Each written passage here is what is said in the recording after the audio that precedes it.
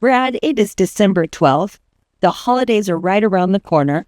What advice do you have for people so they don't get burned out? And how do you lead through the holidays?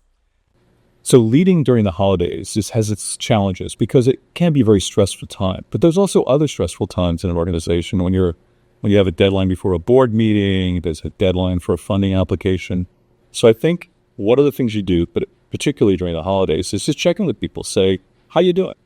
And if somebody tells you, gee, I'm feeling burned out, ask them, well, what could we do to help you as an individual, but also what could the organization do to make things less stressful in general this time of year? And you usually get some good ideas. And if somebody just says, I wish we could just have another one of those cookie events where we all get together and have cookies and hot chocolate, that's easy to do. I think just sharing or commiserating when people tell you they're under a lot of stress, you need to be authentic about this, but if you've had some stressful situation, tell them about it. Because then they see that this is a problem that everybody shares.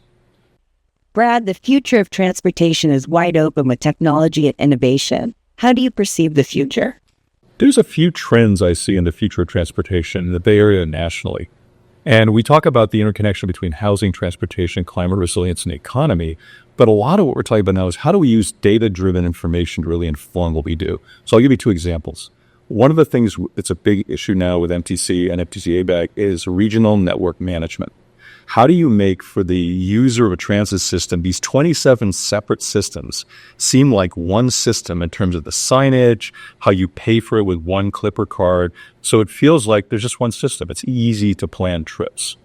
And we're working on that. We're using technology to do that.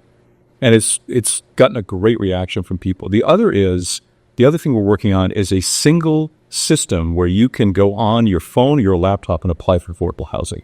Kind of like the way in high school now you fill out a single universal application students do, and then you say, send it to these 10 schools. So we now have, it's based on a system that's worked very successfully just in San Francisco. It's now live and online across the region for families to find out. You just say, I need something within 50 miles of my job. I need 2 bedrooms, 1 bath. You put it in there and it pops up everything that could possibly be eligible for you, and you could apply to any one of those units. It's a tremendous time saver for low-income families and working families.